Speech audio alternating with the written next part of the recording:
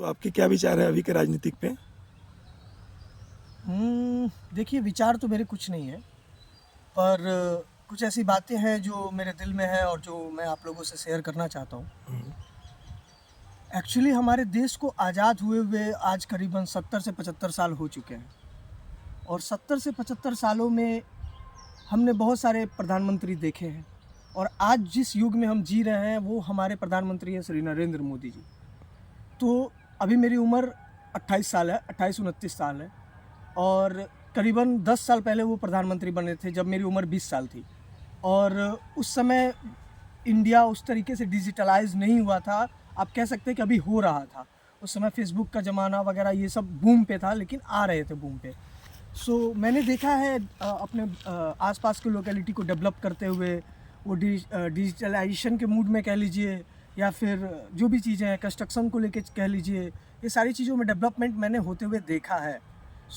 मेरा जो काफ़ी टाइम बीता है वो मुंबई में बीता, लेकिन जब मैं बिहार वापस आया तो मैंने देखा है कि एक बिहार के सिटीजन के तौर पे अगर मैं बोलूँ कि नरेंद्र मोदी ने देश के लिए क्या किया है, तो मैं अपने बिहार में बैठ के आपको ये बताना चाहूँगा कि नरेंद्र मोदी जी ने जो देश के लिए किया है एज अ यूथ, मैं अगर एक्सप्लेन करूँ तो बहुत सारी चीज़ें हैं मैं जो आपको बता सकता हूँ। जैसे कि अगर मैं निचले स्तर पे आके बिहार की राजनीति के स्तर पे आके अगर एक्सप्लेन करने जाऊँ कि मोदी जी ने क्या किया है, तो मेरी बातें बहुत सारे लोगों को समझ में नहीं आएगी, क्योंकि बिहार में जातिवाद इस कदर हावी है कि आप अपनी बातों को नहीं रख पाएंगे, इरिस्पेक्टिव ऑफ कि आप कितना अच्छा देश के लिए काम कर रहे हैं, स्टेट के लिए काम कर रहे हैं।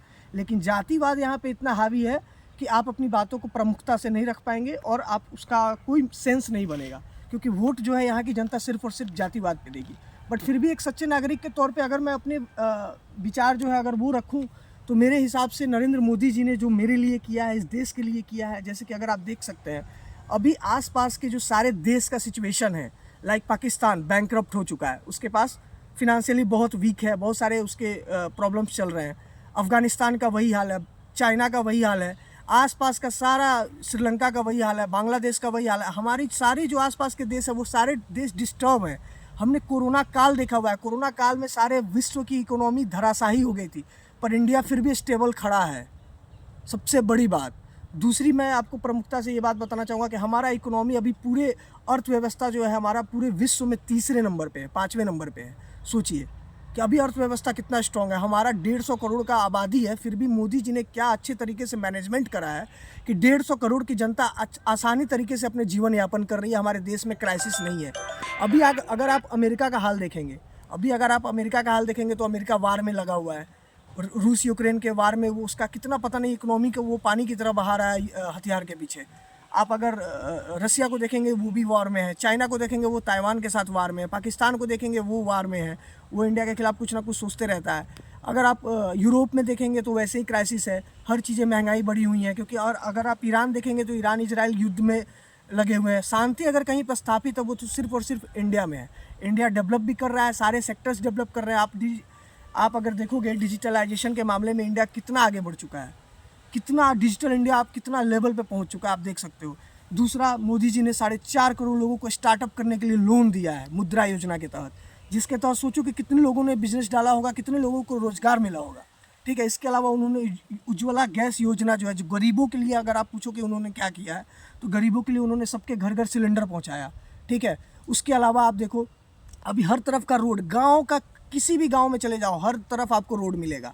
अगर आप मेरी बात से नकार नहीं सकते हो, आपको रोड मिलेगा, आपको बिजली मिलेगा, आपको पानी मिलेगा। एक मनुष्य के लिए और क्या चाहिए? ये सारी चीज़ें प्रॉपर आपको सरकार दे रही है।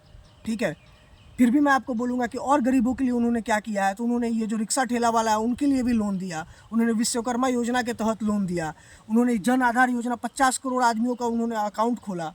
मतलब उन्होंने हर तरीके से जो एक प्राइम मिनिस्टर कर सकता था उन्होंने किया। उन्होंने जितने भी इंटरनेशनल बॉर्डर हैं उनको सिक्योर किया। तो मेरे हिसाब से नरेंद्र मोदी को 2024 के चुनाव में भी भारी मतों से विजयी होकर फिर से प्रधानमंत्री का पद जो है ग्रहण करना चाहिए। और अब बात करते हैं बिहार की राजनीति पे।